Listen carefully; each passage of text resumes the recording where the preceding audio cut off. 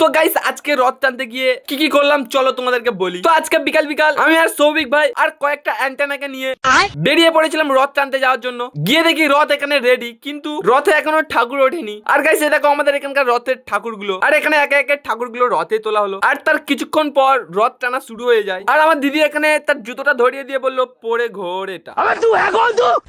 আর guys এই দেখো এখানে কত লোক হয়েছে। আর দেখতে দেখতে আমিও রথের দড়ি টানবো বলে ভিতরে ঢুকে গেছি। আর গাইস রথ আমাদের এখানে আস্তে আস্তে সন্ধ্যা হয়ে গিয়েছে। আর গাইস আমাদের এখানে একটা রথ হয় না, অনেক কটাই রথ হয়। তাই এখান থেকে চলে গিয়েছিলাম বোম্বের মোড়ে। গিয়ে দেখি ওখানে রথ চলে এসেছে কিছুক্ষণ আগে। আর এখানে সোম সবাইকে ডেকে ডেকে প্রসাদ দিচ্ছিল, কিন্তু আমি এই প্রসাদ না নিয়ে একটু হলদে রঙের রসনা নিয়ে নিলাম।